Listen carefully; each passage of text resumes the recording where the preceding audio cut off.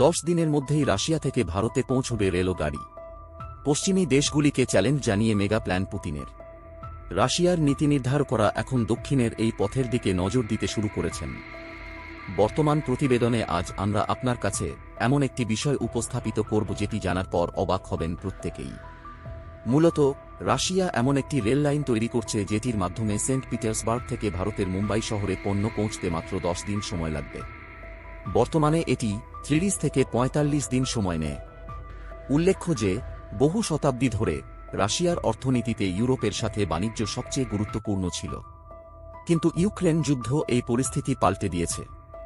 Ukraine যুদ্ধের পর চীন ও ভারতের সঙ্গে রাশিয়ার বাণিজ্য বহুগুণ বেড়েছে। এই কারণেই রাশিয়া এখন একটি রেল লাইন তৈরি করছে, যা ভারত ও চীনে তাদের পণ্যের প্রবেশ আরও সহজ করবে। শুধু তাই নয়, এই রেল লাইন আগামী দিনে সুয়েজ খালের মাধ্যমে বাণিজ্যে কঠিন প্রতিযোগিতা দিতে পারে বলেও দাবি করছে রাশিয়ার বিশেষজ্ঞরা। পুরো আপডেটটি জানার আগে আপনি যদি আমাদের চ্যানেলে নতুন হয়ে থাকেন তাহলে আমাদের চ্যানেলটি সাবস্ক্রাইব করুন, কারণ আরও নতুন নতুন আপডেট পেতে সাবস্ক্রাইব করতে কোনো পয়সা লাগে না, এটি সম্পূর্ণ বিনামূল্যে। আপনার একটি সাবস্ক্রাইব আমাদের কাছে অনেক গুরুত্বপূর্ণ। চলুন মূল কথায় আসা যাক। 10 দিনের মধ্যেই রাশিয়া থেকে ভারতে পৌঁছবে রেলও গাড়ি। পশ্চিমী দেশগুলিকে চ্যালেঞ্জ জানিয়ে মেগা প্ল্যান পুতিনের। রাশিয়ার প্রেসিডেন্ট ভ্লাদিমির পুতিন জানিয়েছেন, এই নতুন রুটের মাধ্যমে সেন্ট পিটার্সবার্গ থেকে মুম্বাইতে পণ্য পৌঁছতে মাত্র 10 দিন সময় লাগবে।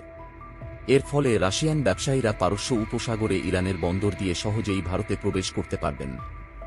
এছাড়া সৌদি আরব, সংযুক্ত আরব আমিরশাহী ও পাকিস্তানেও সহজে পৌঁছে যাওয়া যাবে। ইউক্রেন যুদ্ধের পর পশ্চিমী দেশগুলি রাশিয়ার ওপর একাধিক নিষেধাজ্ঞা আরোপ করেছে। এর প্রতিক্রিয়ায় রাশিয়াও যেসব দেশের সঙ্গে ব্যবসা করতে চায় তাদের সঙ্গে বাণিজ্যিক সম্পর্ক বাড়িয়েছে। এর মধ্যে রয়েছে ভারত, চীন ও পারস্য উপসাগরীয় দেশ। রাশিয়ার নীতি নির্ধারকরা এখন দক্ষিণের এই পথের দিকে নজর দিতে শুরু করেছেন। এর মধ্যে সবচেয়ে গুরুত্বপূর্ণ হল 160 কিলোমিটার দীর্ঘ রেল লাইন। $1.7 বিলিয়ন লাইনের কাজ এই বছর শুরু হবে বলে দুই দেশের মধ্যে আলোচনা করা হচ্ছে। এটি রাশিয়াকে সরাসরি ইরানের বন্দরের সাথে সংযুক্ত করবে। এতে মুম্বাইয়ে তার প্রবেশ আরও সহজ হবে। রাশিয়া এই প্রকল্পের জন্য ইরানকে $1.4 বিলিয়ন ঋণ দিতেও সম্মত হয়েছে।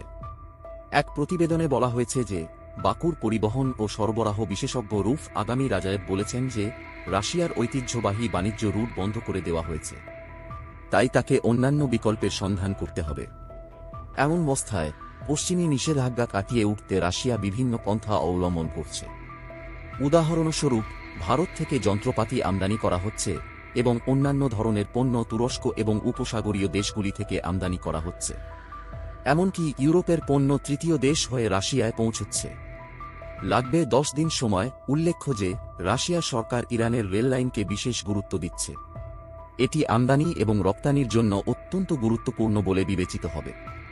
রাশিয়ার প্রেসিডেন্ট ভ্লাদিমির পুতিন জানিয়েছেন, এই নতুন রুটের মাধ্যমে সেন্ট পিটার্সবার্গ থেকে মুম্বাইতে পণ্য পৌঁছতে মাত্র 10 দিন সময় লাগবে। বর্তমানে যেটির জন্য সময় লাগে 30 থেকে 45 দিন। রাশিয়ান আধিকারিকরা জানিয়েছেন যে এটি একটি বৈপ্লবিক প্রকল্প, যা সুয়েজ খালের সাথে প্রতিদ্বন্দ্বিতা করবে।